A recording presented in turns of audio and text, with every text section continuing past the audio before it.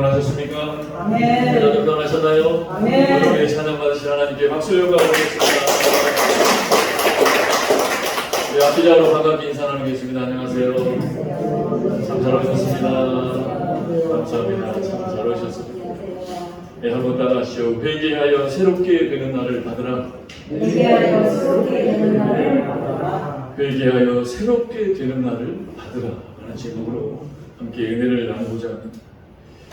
병원에서 죽음을 앞둔 환자들을 돌보는 이 호스피스 병동에서 일하는 의사분들과 간호사분들이 쓴 수많은 책들이 있습니다.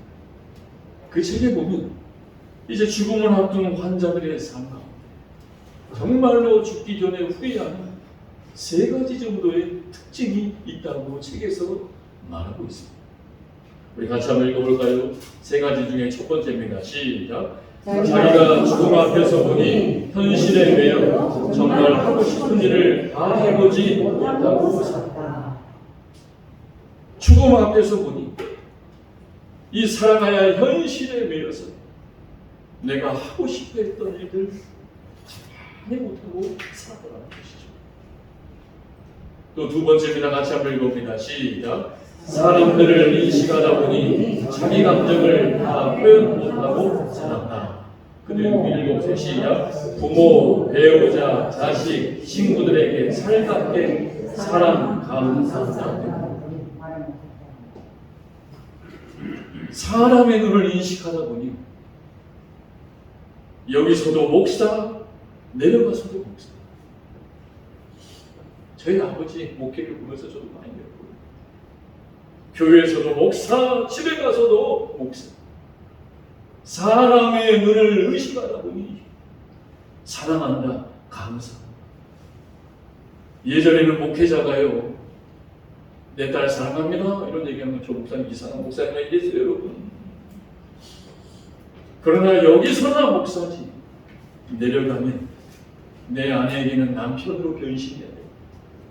내 자녀에게는 사랑하는 아버지가 되기 위해서는 사람을 인식하지 말았어요. 마지막 3번째 같이 한번 읽어봅니다. 시작! 자기가 갖고 있는 것, 물질, 은사들을 다른 사람들과 나누지 못하고 사는 것이 죄입니다. 죽을 때 가져갈 수 있는 거 아무것도 없잖아요.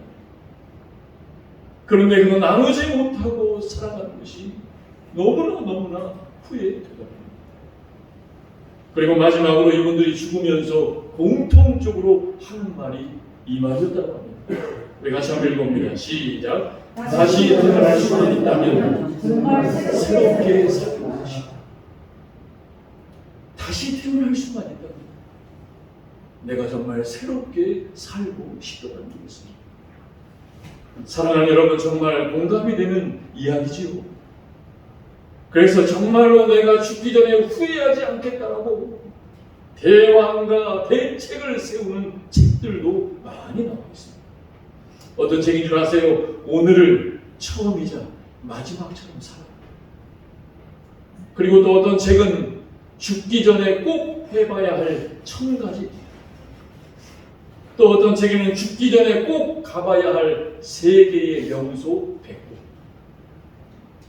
사랑하는 여러분, 과연 죽기 전에 내가 해보고 싶은 일 다 해보고 내가 가보고 싶은 곳 다 가본다고 후회하지 않는 삶을 살겠습니까? 아니더라고요. 성경은 분명하게 선언하고 있습니다. 존재적으로 인간은 죄를 가지고 태어났기 때문에 내가 어디를 가보고 내가 무엇을 한다고 하는 나의 행동으로 온전해질 수 있는 존재가 아니라고 성경은 분명하게 선포하고 계시더라고요. 우리 로마서 3장 10절 12절 말씀 같이 한번 읽어봅니다. 시작! 기록된 바 의인은 없나니 하나도 없으며 깨닫는 자도 없고 하나님을 찾는 자도 없고 다 치우쳐 함께 무익하게 되고 선을 행하는 자는 없나니 하나도 없도다. 아멘. 하나도 없더라고요. 왜요? 죄에 빠져서 치우쳐 치우쳐 살면 내가 아무리 노력하고 내가 무엇을 한다 해도 우리는 하나님의 나라에 갈 수 있는 인간이 될 수 없다. 그래서 여러분, 우리가 잘 아는 솔로몬 왕, 그는 이 세상의 모든 것을 누리며 살다가 그의 마지막 노년에 죽기 전에 전도서 1장 2절 4절 말씀을 이렇게 기록하며 떠났습니다. 우리 같이 한번 읽어봅니다. 시작. 전도자가 이르되 헛되고 헛되며 헛되고 헛되니 모든 것이 헛되도다. 해 아래서 수고하는 모든 수고가 사람에게 무엇이 유익한가? 한 세대는 가고 한 세대는 오되 땅은 영원히 있도다. 아멘. 모든 것 가져보고 모든 것 누려보고 한 말이 뭐예요? 헛되다. 사랑하는 여러분, 예수 있는 인생이 되셔야 헛되지 않는 인생이 되는 줄 믿습니다. 오늘도 내 안에 주님께서 살아계시기 저와 여러분의 인생은 헛되지 않은 인생이 된 줄로 믿으시기 바랍니다. 오늘 우리가 읽은 본문은 베드로의 두 번째 설교의 결론 부분입니다. 우리가 사도행전 1장 1절부터 지금까지 계속해서 읽어오며 말씀을 선포하고 있습니다.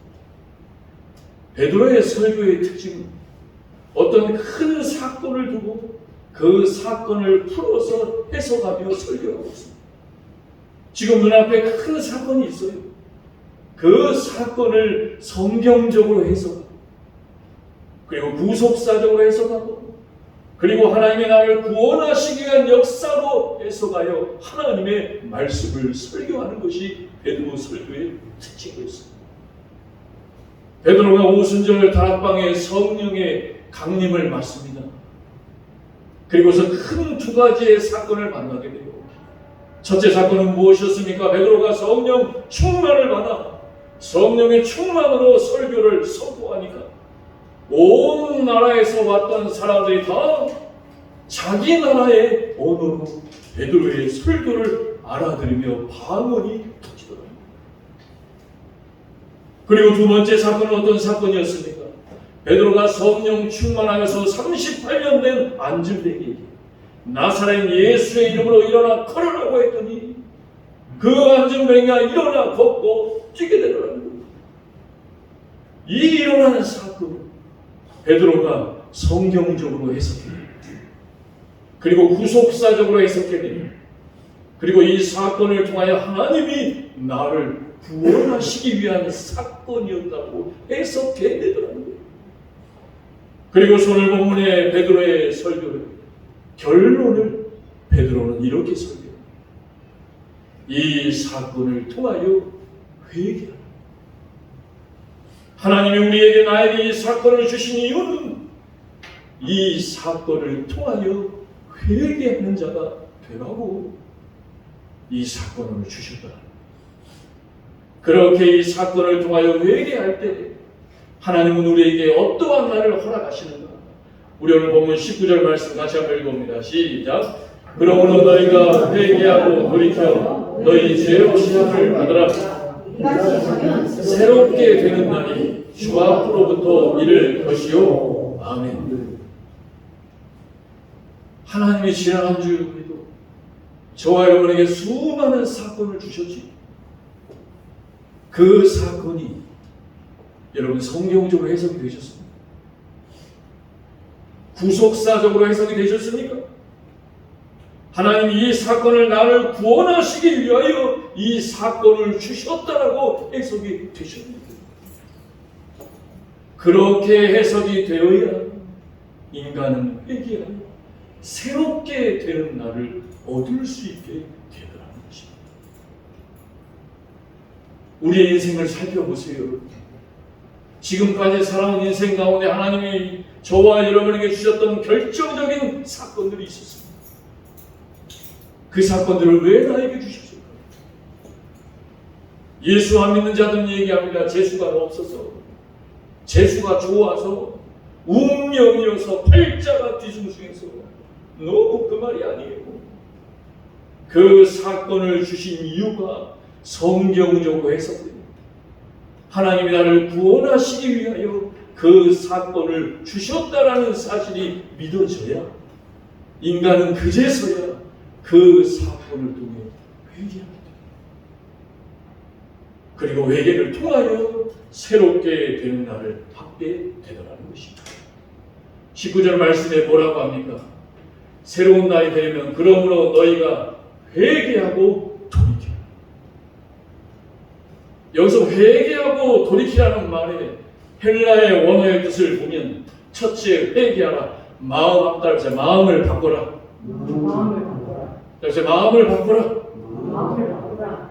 그리고 돌이키라는 헬라 원어의 뜻은 행동을 바꿔라. 행동을 바꿔라. 행동을 바꿔라. 행동을 바꿔라. 행동을 바꿔라. 마음 바꾸는 것이 쉬워요, 어려워요? 어려워.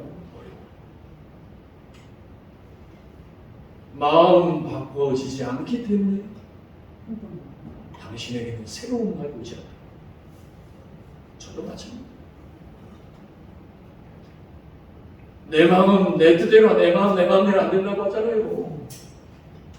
이 마음이 바뀌지 아니하면, 행동이 바뀌지 아니하면 인간은 새로워질 수가 없는 존재예요. 아직도 예전에 하던 마음, 예전에 하던 행동 그대로 하고 있습니다. 마음을 바꾸고 행동을 바꿔야 내 안의 주인이 내가 아니라 주님이 되기에 하시더라는 거예요. 그럴 때 무슨 날이 온대요? 새롭게 되는 날이 온다. 이 새롭게 되는 날이 온다라는 이 말의 원어의 뜻도 한번 따라보세요. 죄악의 사슬이 끊어지고 죄로부터 온전해지는 삶. 온전해지는 삶. 새롭게 되는 날은 뭐가 끊어져야 돼? 죄가 끊어져야 돼. 왜 마음이 안 바뀌느냐? 아직도 죄를 못 끊어. 왜 행동이 안 바뀌느냐? 아직도 내 안에 죄악의 사슬에 주님이 주인이 아니라 내가 주인 되어 잡혀 살기 때문에 그 죄악이 끊어지지 않아서 오늘도 바뀌어지지 않는 삶을 살고 있더라고요. 그런데 여러분, 세상 사람들은 뭐라고 합니까? 이 기분 풀려고 무슨 일도 좀 새롭게 많이 해보고 놀러도 가보고, 여러분 내가 안 해봤던 일 해보고 새로운 일 한다고 여러분 내가 지었던 죄가 사라집니까? 그런다고 죄가 사라지는 것이 아니에요. 부모가 보기에 지금 자녀가 잘못된 길로 가고 있어요. 분명히 그 길로 가면 죄를 지어요. 그런데 자녀가 뭐라고 합니까? 아빠 엄마 나 한 번만 한번 봐달라. 절대 죄 짓지 않겠다. 여러분, 내가 죄 짓지 않겠다고 죄 안 짓습니다. 이 타락한 세상은 내가 죄를 안 지으려고 해도 나를 죄 짓지 않게 내버려 두지 않더라는 거예요. 그리고서 죄를 짓습니다. 그리고 후회해요. 그리고 산다는 말이 뭐라고 합니까? 왜 그때 나를 잡아주지 않았냐고. 왜 그때 나를 돌이킬 수 있게 도와주지 않았냐고. 사랑하는 여러분, 그렇습니다. 이 본문을 중심으로. 그럼 어떻게 해야 죄악의 사슬을 끊어내고 우리는 새로운 날을, 새로운 삶을 받음으로 살아갈 수 있습니다. 우리 본문을 통해서 살펴보기를 원합니다. 첫째입니다. 우리 사도행전 3장 21절 말씀 같이 한번 읽어봅니다. 시작. 하나님이 영원전부터 거룩한 선지자들의 입을 통하여 말씀하신 바 그까지는 하늘이 마땅히 그를 받아들이라. 아멘. 첫째입니다. 우리 같이 한번 읽어봅니다. 시작. 예수는 구약의 선지자들이 예언했던 아담의 사슬을 끊어버린 둘째 아담입니다. 아멘. 우리가 믿는 예수는요, 구약의 수많은 선지자들과 예언자들이 예언했던 구세주시다. 여러분, 구세주가 무엇입니까? 이 세상과 나를 구원하실 분은 우리 주 예수밖에 없다. 아멘이십니까? 이 세상을 구원할 자는 예수밖에 없어요. 이 세상에서 나를 새롭게 하실 구원자는 우리 주 예수 그리스도밖에 없다는 거예요. 그런데 하나님께서 천지 창조를 통하여서 에덴 동산을 만드시고 그곳에 아담을 창조하셨죠. 그런데 그 아담이 어떻게 합니까? 하나님이 먹지 말라고 하는 선악을 알게 한 나무의 열매를 따먹어버려요. 그것을 먹음으로 인해서 이 세상에 죄가 들어온 것입니다. 그때부터 아담의 후손으로 태어난 온 인류는 태어나면서부터 죄인으로 태어나게 되었다. 그런데 하나님은 우리를 사랑하셨습니다. 이 세상과 온 인류를 구원하시기 위하여서 독생자 예수 그리스도를 저와 여러분에게 보내주셨기에 오늘도 저와 여러분이 그 주님을 믿고 지옥이 아닌 천국에 가는 죄악의 사슬을 끊어버린 자가 되게 하신 줄 믿습니다. 그래서 여러분, 예수를 믿지 않는 자는 첫사람 아담의 후손이야. 한번 따라해보세요. 예수를 믿지 않는 자는 예수를 믿지 않는 첫사람 아담의 후손이고, 첫사람 아담의 예수를 믿는 자는 예수를 믿는 죄가 끊어졌기에 죄가 끊어진 마지막 아담이 마지막 예수의 후손이다. 예수의 후손이다. 이해되십니까? 예수를 안 믿는 자는 아직도 죄의 문제가 해결되지 않은 아담의 후손이다. 그런데 예수를 믿는 자는 예수 그리스도를 통하여서 죄의 문제가 해결되었죠. 그래서 마지막 아담인 예수 그리스도의 후손이더라는 거예요. 그것을 성경은 이렇게 말씀합니다. 고린도전서 15장 45절 말씀 같이 한번 읽어봅니다. 시작. 기록된 바 첫사람 아담은 생명이 되었다 함과 같이 마지막 아담은 살려주는 영이 되었나니. 아멘. 첫사람 아담은 생명이 되었다고 했지. 하나님이 아담을 뭐로 만드셨습니까? 흙으로 만드셨지. 흙으로 만드시고 거기에다가 생기를 불어넣으시니 아담이 뭐가 돼요? 생명이 되죠. 다시 말해서 아담은 흙이랍니다. 성경은 말합니다. 너는 흙이니 흙으로 돌아갈지. 흙은 이 땅을 말하는 거예요. 그런데 예수 그리스도는 흙이 아니라 어디로부터 오셨습니까? 저 하늘로부터 오셨다는 거예요. 저와 여러분이 예수 믿다 죽어도 우리의 육신은 흙으로 돌아갑니다. 그러나 우리의 영혼은 이 땅과 흙이 아닌 하늘로부터 오신 저 하늘로 돌아간다는 사실을 믿으시기 바랍니다. 나는 흙으로 돌아갈 것인가? 아니면 하늘로 돌아갈 것인가? 여러분, 예수 안 믿어도요, 죽으면 어디 간다 그래요? 예수 안 믿어도 죽으면 어디 간다 그래요? 좋은 데 간다 그러잖아요. 예수 안 믿어도 저 천국 간다고 합니다. 정확히 얘기할까요? 예수 안 믿는 자는 죽으면 흙으로 돌아가요. 왜요? 뭐의 문제가 해결 안 됐기 때문에? 죄의 문제. 죄의 문제가 해결되지 않은 자는 흙으로 돌아가고 지옥. 그러나 저와 여러분은 예수를 믿어서 주님이 나의 죄를 용서해 주셨다고 믿으시죠?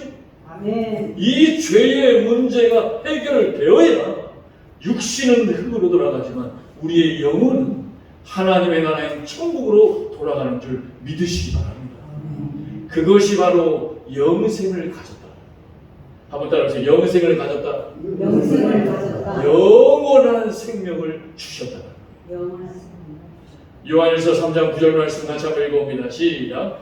하나님께로부터 난 자마다 죄를 짓지 아니하리니 이는 하나님의 씨가 그의 속에 거하며 그도 범죄하지 못하는 것은 하나님께로부터 났습니다. 아멘. 하나님께로부터 난 자마다 뭐를 짓지 않는데요?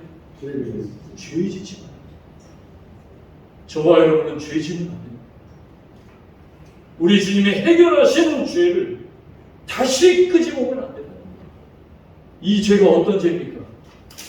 하루하루 살면서 실수하는 그런 죄 말고 내 영혼이 죄에서 용서함 받았다. 이 문제를 다시 죄로 끌어가면 안 된다는 거예요.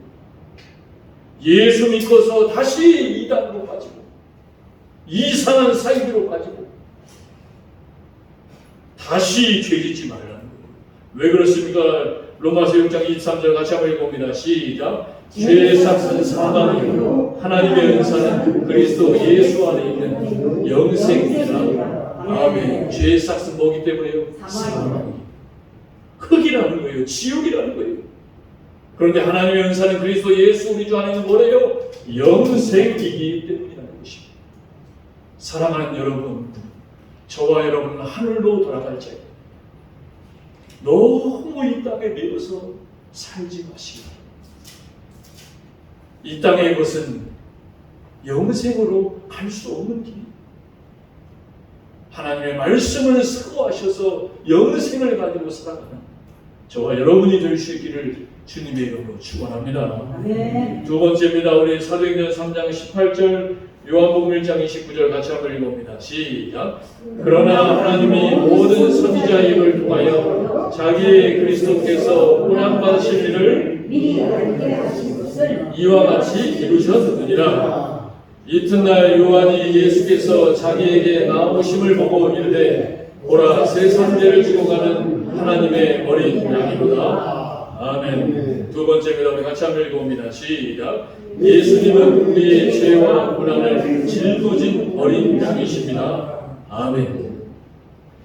이 말은 우리에게 예수님이 영원한 생명을 주셨지만 아직도 예수 믿기 전, 그리고 예수를 믿는다고 하면서도 세상과 육신에 져서 드러나고 있는 죄가 내 안에서 발견되더라고요. 그것을 성경은 죄의 싹이라고 합니다. 죄의 결과라고. 왜 내가 아직도 마음을 못 바꾸고 행동을 못 바꾸고 똑같은 죄를 짓는 것인가? 그 죄를 지었던 결과라고. 여러분, 죄가 이렇게 무서운 것이냐? 하지 말아야 되는 줄 알면서도 또 하고 있어요. 나도 모르게 나오고 있습니다. 그 죄악의 사슬을 끊어버리시는 저와 여러분이 될 수 있기를 바랍니다. 그 죄악의 사슬을 끊어버리려고 주님이 저와 여러분을 위해 십자가에 죽으셨다는 거예요.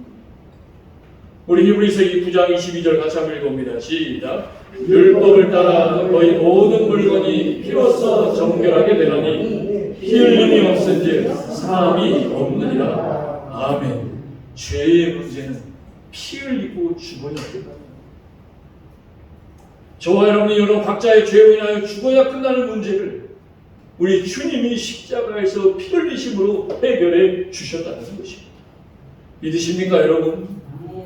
주님이 저와 여러분의 죄를 위해 십자가에서 죽으셨다는 걸 믿으세요? 아멘. 그래서 나는 그 죄에서 사함 받으셨음이 믿어지십니까?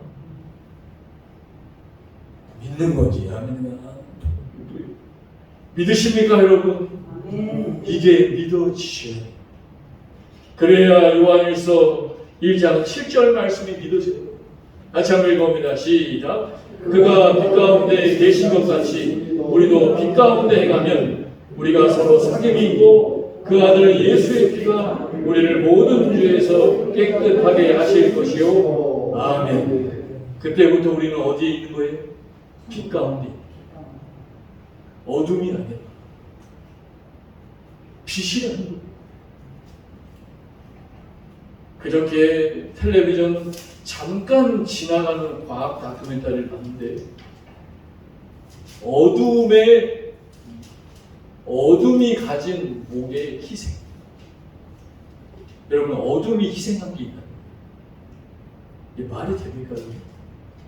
어둠은 희생이 없어요. 어둠은 그냥 어둠이에요. 오직 빛만이 어둠을 물리치시기 위해 우리 주님이 희생하신 것이지. 어둠은 그 어떤 희생도 없다. 그렇게 여러분, 어둠에 살았던 저와 여러분, 우리 주님이 빛으로 인도하여 주셨어요. 이제는 빛으로 살아가는 자가 되시길 바랍니다. 여러분, 빛의 특징은 뭐예요? 밝고 환한 거죠. 옆 사람 한번 쳐다보세요. 빛인지 안 빛인지 한번 쳐다보세요. 빛이에요? 빛이에요? 예. 빛입니다. 싱가포르에 조셉 프린스라는 목사님이 계세요. 그 목사님이 이런 고백을 했습니다. 우리 같이 한번 읽어보실까요? 시작. 지금 당신의 심령에 고열의 폭포수를 예상하라. 우리가 정말로 예수를 영접하여 구원을 받았다면 어제나 오늘이나 영원토록 동일하신 주님의 십자가 보혈이 폭포수처럼 흐르고 있다. 아멘. 이해되십니까, 여러분? 주님의 보혈이 폭포수처럼 나에게 흐르고 있음을 믿으라는 거예요. 여러분, 폭포수 맞아보셨습니까? 저는 저기 필리핀 한번 가봐가지고 폭포 한번 맞아봤어요. 그 폭포수를 맞다 보니까 고개 들 수도 없어요. 그냥 일방적으로 맞고 가만히 있을 수밖에 없더라는 거예요. 마찬가지로 주님의 보혈이 저와 여러분에게 폭포수처럼 맞아질 때 내가 할 수 있는 거 있어요, 없어요? 없어요. 아무것도 없이 전적으로 맞고 흐르는 자로 예상하며 살아가라는 거예요. 어떻게 해요? 어제나 오늘이나 영원토록 그렇게 하실 줄 믿고 살아가는 것입니다. 마태복음 8장 17절 같이 한번 읽어봅니다. 시작. 이는 선지자 이사야를 통하여 하신 말씀에 우리의 연약한 것을 친히 담당하시고 병을 짊어지셨도다를 이루려 하심이더라. 아멘. 주님이 십자가에 지셔서 우리의 연약함을 뭐 하셨대요? 담당하셨고 우리의 병을 짊어지셨다. 연약하신 분들 계십니까? 주님의 십자가를 붙드세요. 내 몸이 아파서 어려운 분들 계십니까? 주님의 십자가를 붙드십시오. 주님이 십자가에서 우리의 연약함과 병까지도 이미 짊어지고 해결해 버리신 줄 믿으시기 바랍니다. 그것을 십자가라고 합니다. 어떤 글에 보니까요, 이런 글이 있더라고요. 한번 따라해 보실까요? 착각의 십자가, 복음의 십자가. 십자가는 두 종류가 있다고 합니다. 착각의 십자가와 복음의 십자가. 어떤 사람이요, 이렇게 얘기하더라는 거예요. 다 십자가로 알고 참고 인내하고 살아야지요. 주님께서도 나를 따라오려고는 자기 십자가를 지고 나를 따라오라고 했는데 지금 제가 걸린 이 병도 다 십자가인 줄 알고 참고 견뎌야지. 그런데 알고 봤더니 그 사람이 무슨 병에 걸리냐면요, 하도 많이 먹은 거죠. 그리고 너무나 불규칙적인 습관 때문에 병이 걸리죠.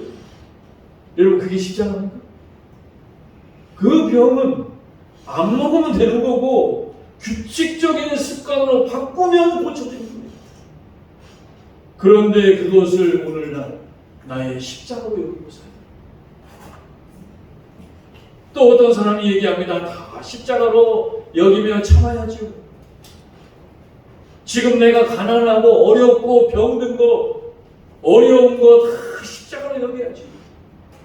그런데 알고 봤더니 이 사람이 젊을 때 자기 마음대로 하면서 살고 있는, 그래서 지금 이렇게 된 것이에요. 여러분, 그것이 십자가입니까? 그것은 착각의 십자가입니다. 사랑하는 여러분, 주님의 십자가는 저와 여러분의 죄의 문제를 해결해 주신 십자가. 그 십자가가 바로 복음의 십자가. 이 복음의 십자가로 살아가는 저와 여러분이 될 수 있기를 주님의 이름으로 소망합니다. 마지막 세 번째입니다. 우리 21절 35절 읽고 마치겠습니다. 시작. 하나님이 영원 전부터 거룩한 선지자들의 입을 통하여 말씀하신 바 만물을 회복하실 때까지는 하늘이 마땅히 그를 알아두리라. 내가 내 원수로 내 발등상이 되게 하기까지 너는 내 우편에 앉아 있으라 하셨도다 하였으니. 아멘. 세 번째입니다. 우리 같이 한번 읽어봅니다. 시작. 예수님은 지금 부활 승천하여 하나님 보좌 우편에서 죄의 세력을 다스리십니다. 아멘. 다시 한번 읽어보세요. 시작. 예수님은 지금 부활 승천하여 하나님 보좌 우편에서 죄의 세력을 다스리십니다. 아멘. 사랑하는 여러분, 우리 주님은요, 십자가에서 죽으시고 끝난 게 아니에요. 십자가에서 죽으시고 부활하셔서 하늘로 승천하셔서 하나님 보좌 우편에서 뭐하고 계신데요? 죄의 세력을 다스리시고 온 세계를 통치하고 계시는 줄 믿으시기 바랍니다. 이게 믿어지십니까? 이거는 성령 충만을 받은 자만 믿으십니다. 지금도 주님이 이 세상이 어려워도 죄를 다스리시고 온 세상을 통치하고 계심이 믿어지는 건 성령 충만해야 믿어집니다. 그래서 여러분, 예수를 믿는 것과 성령 충만을 경험한 건 다른 거예요. 물어보면 예수 믿는데요, 성령 충만을 경험했습니까? 없습니다. 그러니까 그 사람은 어려우면 세상이 망해요. 예수 믿어도 이래요. 제일 중요해요. 어려워도 성령 충만을 받아야 어려워도 주님이 다스리고 계시게 믿어지는 거예요. 이걸 못 믿는 자는 성령 충만을 경험하지 못했기 때문에 내 자신을 돌아보시기 바랍니다. 자, 제가 예를 들어드릴게요. 베드로가 예수님을 믿고 따랐죠. 예수님 믿고 막 따르다가 예수님이 갑자기 십자가로 돌아가셔버렸죠. 그래서 베드로가 어떻게 합니까? 오, 예수님 끝까지 따랐어요? 예수님 버리고 이제 끝났다. 예수님 내 눈앞에 안 보니까 어떻게 해요? 옛날에 고기 잡던 옛날에 과거로 다시 돌아가요. 예수를 믿는다고 하는데도 눈앞에 예수님이 보이지 않으니까 다시 돌아가요. 그런데 우리가 사도행전에서 지금 계속 배웁니다. 마가의 다락방에서 성령의 충만을 받으니 베드로가 이제 사도가 되어 예수의 파침을 하면 뭐라고? 예수님은 십자가에 죽으시고 끝난 것이 아니라 승천하셔서 하나님 보좌 우편에서 이 세상을 다스리시고 통치하시고 죄를 다스리고 계신다라고 믿고 선포하더라는 거예요. 베드로도 성령 충만 받기 전에 예수만 믿었던 모습이 있었다는 거예요. 그런데 성령 충만을 받지 주님이 내 눈앞에 보이지 않더라도 주님은 이 세계를 다스리시고 죄악을 통치하고 계시는 주님도 믿어지게 하여 주셨다. 그래서 마태복음 16장 19절에 에베소서 1장 20절에 이렇게 기록합니다. 20절 21절 같이 한번 읽어봅니다. 시작. 그의 능력이 그리스도 안에서 역사하사 다시 살리시고 하늘에서 자기의 오른편에 앉히사 모든 통치와 권세와 능력과 주권과 이 세상뿐 아니라 오는 세상에 일컫는 모든 이름 위에 뛰어나게 하시고 아멘. 뛰어나게 하셔서 모든 인류와 세계와 우주를 다스리고 계시는 주님인 줄 믿으시기 바랍니다. 그래서 여러분, 기독교는 어려울 때 이릅니다. 세상 사람들은 어려우면 끝난다는 겁니다. 그러나 저와 여러분이 어렵습니까? 이 어려움을 통하여 주님이 통치하고 계심이 믿어져야 저와 여러분이 성령의 충만을 받은 자임이 믿어지더라고요. 그래서 여러분, 마태복음 16장 19절 같이 한번 읽어봅니다. 시작. 내가 천국 열쇠를 내게 주리니 내가 땅에서 무엇든지 매면 하늘에서도 매일 것이요 내가 땅에서 무엇이든지 풀면 하늘에서도 풀리리라 하시고 아멘. 주님이 살아계실 때 베드로에게 하신 말씀이에요. 성령을 받기 전에 베드로가 이 말이 뭔지 몰랐어요. 근데 성령을 받고 났더니 이 말이 어떻게 해석이 됩니까? 너가 성령을 받으면 예수의 이름을 사용할 수 있는 능력을 주겠다. 그래서 예수의 이름으로 이 땅에서 풀기도 하고 예수의 이름으로 맺기도 하는 예수의 이름의 능력을 사용하게 하시다. 그래서 우리가 지난주에 뭐라고 배웠습니까? 성령 충만을 받은 베드로가 성전을 올라가는데 성전에 38년 된 안전뱅이가 한 집중. 그 안전뱅이를 베드로가 나사렛 예수 그리스도의 이름으로 풀어버립니다. 안전뱅이로 묶여있는 그 안전뱅이를 나사렛 예수 그리스도를 풀어버리며 선포하자 어떻게 됩니까? 그 안전뱅이가 일어나서 서서 뛰기도 하고 걷기도 하며 이 땅에서 묶여진 것이 풀어진 줄로 믿습니다. 사랑하는 여러분, 이것이 바로 예수의 이름입니다. 나의 묶여있는 것이 있다. 예수의 이름을 사용하여 풀어낼 수 있는 자가 되시길 바랍니다. 한번 따라해보세요. 예수의 이름으로 예수의 이름으로 명하노니 명하노니 풀어질지어다. 풀어질지어다. 풀어질지어다. 풀어질지어다. 이 말을 사용할 수 있는, 이 예수의 이름을 사용할 수 있는 저와 여러분이 되시길 바랍니다. 그렇게 될 때에 오늘 19절에 뭐라고 해요? 새롭게 되는 날이 이르리라. 그 날이 바로 여러분 예수의 이름으로 모든 것이 풀어지는 날, 그것이 바로 새롭게 되는 날. 이 새롭게 되는 날을 예전 성경은 한번 따라해보세요. 유쾌하게 되는 날, 이렇게 기록해 있습니다. 예전 성경은 새롭게 되는 날을 무슨 날이라고요? 유쾌하게 되는 날이 너에게 이르리라. 여러분, 유쾌하게 살고 싶죠? 안 살고, 저만 살고 싶은 겁니다. 유쾌하게 살고 싶으시죠? 아멘. 새롭게 살고 싶으시죠? 아멘. 새롭게 사는 길은 예수 이름밖에 없습니다. 정말 이 세상의 유일한 희망은 예수밖에 없어요. 교회밖에 없어요. 어떤 목사님이 이 이야기를 이렇게 이야기하십니다. 어떤 한 아버지가 어린 아들에게 작은 도끼를 하나 선물해 주셨어요. 그러자 이 어린아이가 이 도끼를 갖고 기뻐가지고 도끼 찍는 거잖아요. 막 찍으면서 다닙니다. 찍다 보니까 재밌잖아요. 재밌기 시작하자 이 아이가 찍던 도끼를 던지기 시작. 던져서 그냥 막 갖고 칩니다.